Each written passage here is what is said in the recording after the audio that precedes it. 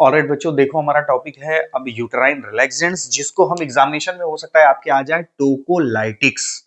तो आपको इसके डिफरेंट नाम, जैसे यूटेराइन रिलैक्सेंट को हम टोकोलाइटिक्स बोलते हैं, याद होना चाहिए बच्चों। जब यूटेराइन रिलैक्सेंट का हम यूज कैसे करते हैं, मींस जब कभी हमको डिलीवरी के केस में, बेसिकली आप में सपोज करिए कि pre mature delivery, means child जो है, बेबी जो है वो इनफ मैच्योर नहीं हुआ, तो उसको डिले करने के लिए, मींस चाइल्ड बर्थ को डिले करने के लिए आप बेसिकली यूटेराइन रिलैक्सेंट का यूज करते हैं। या तो कई बार यूटेराइन सर्जरी में बेसिकली आप यूटेराइन रिलैक्सेंट का यूज करते हो, ताकि सीजरिंग का प्रोसीजर बेसिकली आपके लिए आसान हो।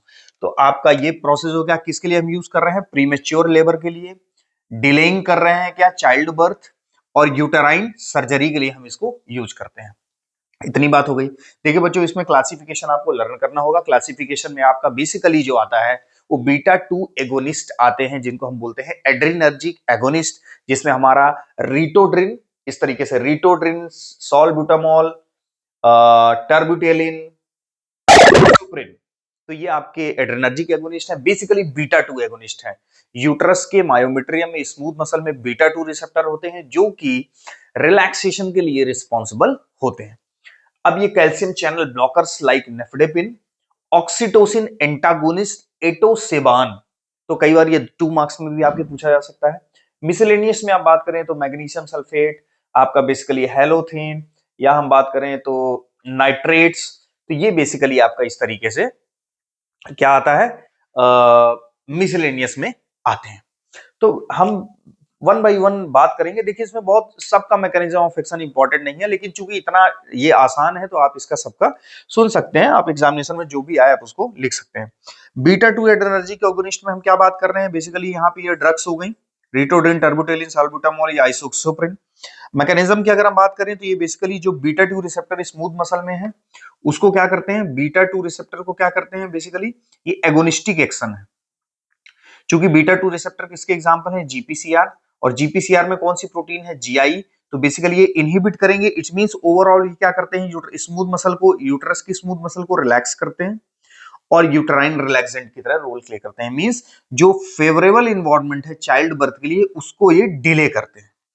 इसके साइड इफेक्ट की बात करें तो hypokalaemia, hyperglycaemia, tachycardia, increase in heart rate, and trimmer, ये इसका साइड इफेक्ट है। तो आपको इस तरीके से ये पढ़ना है। कैल्शियम चैनल ब्लॉकर की अगर बात करें तो बेसिकली नेफेडेपिन एग्जांपल हो जाएगा। मैकेनिज्म आपका, जो आपकी स्मूथ मसल में कैल्शियम चैनल्स हैं उनको ब्लॉक करेंगे, और जब कैल्शियम चैनल ब्लॉक होंगे तो basically relaxation, uterine relaxation effect होगा। इसका जो साइड इफेक्ट है उसमें हाइपोटेंशन, कैल्शियम चैनल ब्लॉक होगा, वैसोडाइलेटेशन होगा, ब्लड प्रेशर फॉल होगा, फ्लशिंग, अगर बेसिकली आपकी जो ब्लड वेसल्स हैं वो रिलैक्स होंगी, ब्लड का फ्लो ज्यादा होगा फेशियल ब्लड वेसल्स पे, तो वहां पे हम फ्लशिंग के लिए रिस्पॉन्सिबल होगा। हेडेक के लिए रिस्पॉन्सिबल होगा, ब्लड प्रेशर फॉल होगा, बेसिकली आपका जो कैरोटिड साइनस के थ्रू ब्रेन में ब्लड जाना है उसकी सप्लाई कम होगी, उससे आपको क्या होगा, हेडेक होगा।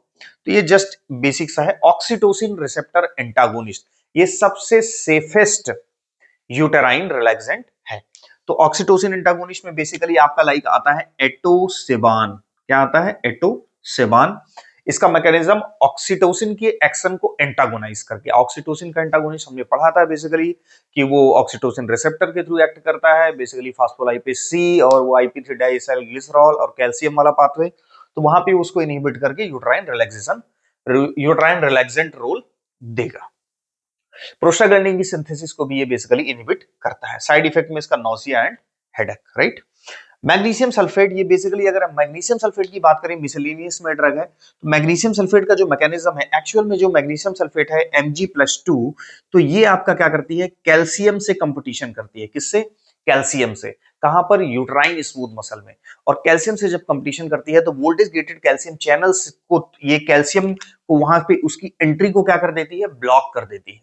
जब ब्लॉक कर देती है कंपटीशन में, ये मतलब एक तरीके से कहिए ये विन हो जाती है, जीत जाती है, और कैल्शियम जो है हार जाता है, और हार जाता है तो बेसिकली ये जो है कैल्शियम अपना रोल प्ले नहीं करता है, कैल्शियम का लेवल बढ़ता नहीं, साइटोसोल के अंदर आता नहीं, ओवरऑल यूट्राइन रिलैक्सेंट होता है।